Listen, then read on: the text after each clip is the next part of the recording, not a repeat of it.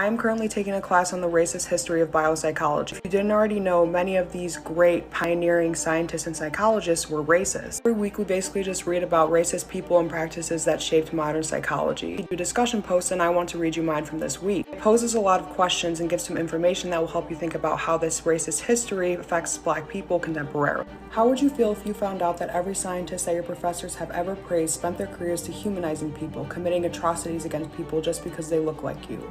Racism thrives off the belief that Black and brown people are inherently less than. This belief has only been further reinforced through many of the great scientists over the past several centuries.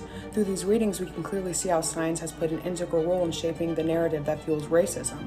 Inferiority is thought to be an intrinsic characteristic of Black people, that it's genetic, and therefore only semi-malleable.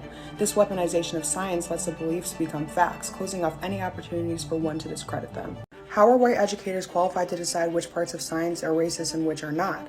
Many educators like to pick and choose what they include in their teaching, intentionally hiding the racist nature of the pioneers that created the foundation for modern psychology. There are several major issues with this, one of them being that there is no separation between a racist and his work. Racism is not always in your face. In fact, most of the time it's softly written in the fine print.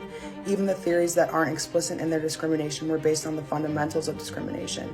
This is what we mean when we say racism is institutional. This is what we mean when we say racism is systemic. Would you be comfortable seeking help with your mental health as a Black person knowing that the man who established the American Psychological Association himself was a racist? We've already established that racism is still riddled in all of the contemporary psychological texts, fueled by white supremacy. Because there is a belief in this field that white is right, how does this shape the type of mental health care Black patients are receiving to this day?